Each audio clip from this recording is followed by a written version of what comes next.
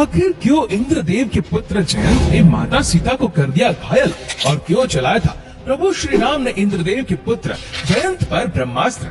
जानिए कैसे बचे थे इंद्रदेव के पुत्र भगवान श्री राम के ब्रह्मास्त्र से, और क्या रहस्य है इस कथा से जुड़े कौवे और माता सीता का, जिसकी वजह से आज भी कौवा सिर्फ एक आंख से ही देख सकता है। आइए जानते हैं इस पौराणिक कथा के बारे में।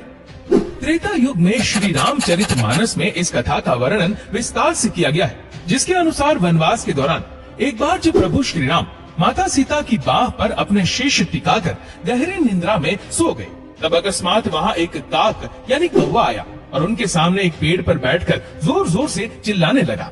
उस कौवे के चिल्लाने की आवाज से प्रभु राम को निद्रा में विघ्न हो रहा था। प्रभु को शांति से सोते देख माता सीता उनके निद्रा में विघ्न पड़ने देना नहीं चाहती थी, और इसी स्थिति का लाभ उठाकर वह कौवा उड़कर उनके पास आया और अपने पंजों से माता सीता के शरीर और गले पर प्रहार करके उनको घायल कर दिया, जिसके कारण उनके घाव से निकला हुआ रक्त प्रभु श्री राम के माथे पर गिरता है और वे उठ जाते हैं। और जैसे ही वे माता सीता की कोमल काया पर घाव देखते हैं तो वे क्रोधित हो जाते हैं, और फिर उस घाव का कारण जानने के बाद उन्होंने उस कौवे पर एक छोटे से लकड़ी के टुकड़े से प्रहार कर दिया, जो ब्रह्मास्त्र के समान ही था। प्रभु का क्रोध देख वह कौवा डर कर वहाँ से उड़ गया।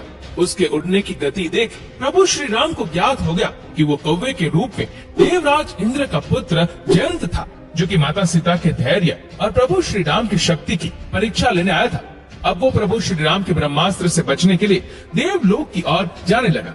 देवलोक पहुंचकर जयंत ने सभी देवी देवताओं से अपने प्राणों की रक्षा करने की प्रार्थना की, लेकिन सभी ने कहा कि प्रभु श्री राम के ब्रह्मास्त्र से तुम्हें कोई नहीं बचा सकता और उसकी सहायता कोई नहीं करता।